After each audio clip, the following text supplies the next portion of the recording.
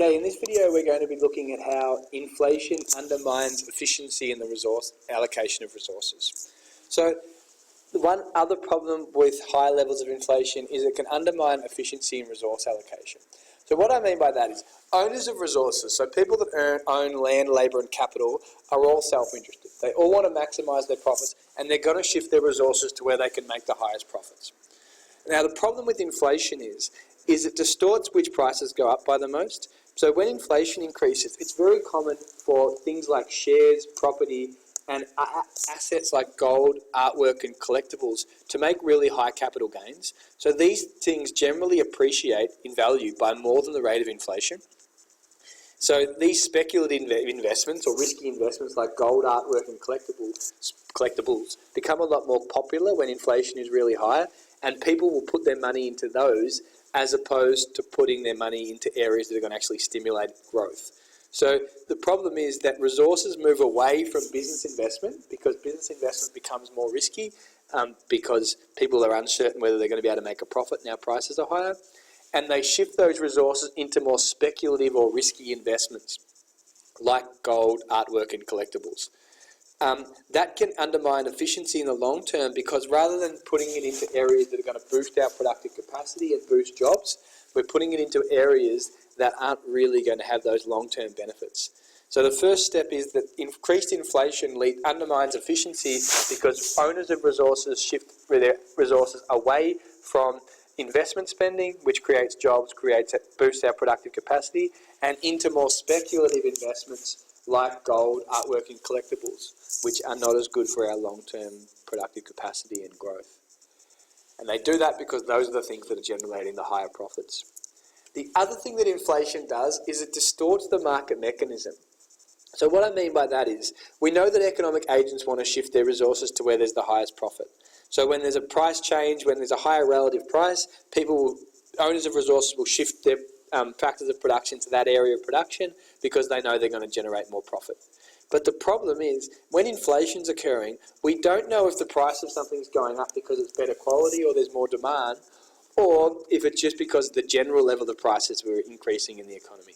So the signalling function that higher prices are meant to say, all right, this is something that's profitable, this is where you want to shift resources, we lose that function because the average prices are just going up. So it's not because something's necessarily in a higher level of demand, it's not necessarily because something is more profitable, it just means that the average prices may have been going up for other reasons. So it makes it harder for the market mechanism to have its signalling function in terms of where to shift our scarce resources. Savings and investment. So they undermine efficiency because they reduce investment and increase investment in speculative assets. They hurt efficiency because the market mechanism is less effective in allocating resources. And the other thing that they do is inflation can lead to high current consumption because people don't want to save their money because they know it's going to lose value in the future. So if people expect the price of things to go up, they're more likely to buy them now. So for example, if you think something's going to go from $10 to $15 in the next month, you're going to buy it at $10 before the price goes up. So it increases consumers' propensity to spend so they can avoid any future losses as prices increase.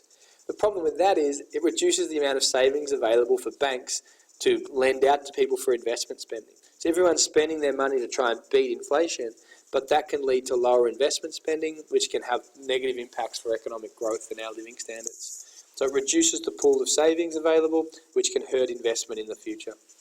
And that has negative impacts on our living standards.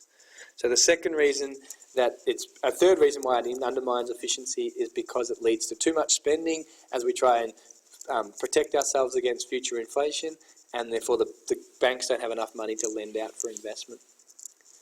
And another reason is inflation can also encourage borrowing and discourage savings. So just like the last one discouraged savings because we want to spend before things increase, people are also less likely to save because they know that as inflation increases, particularly if interest rates are fixed, they're not going to get, the value of their money is going to be less in the future. So you know as a lender that if interest rates don't adjust, then in the real world they do adjust, but if they didn't, there would be a big incentive to borrow, because if I borrowed $10,000 and pay that back a year later with inflation of 10%, you're not really paying back $10,000. In real terms, you're really only paying back about $9,000 worth of stuff. So borrowing is encouraged and lending is discouraged because we know that the value of money is going to fall. So when people pay you back, it's not worth as much. Now, this isn't that really relevant anymore because interest rates will increase to make up for that. But without interest rate changes, high inflation encourages borrowing and discourages lending. Just remember that the difference between nominal and real interest rates is the rate of inflation. So just to finish off, just to summarise some things from this video, why does high inflation diminish efficiency? First things first, we invest in speculative assets as opposed to investing in productive investment. Okay, because speculative assets generally increase in value more. Secondly, it distorts the market mechanism because people don't know if price changes are reflective of changes of demand.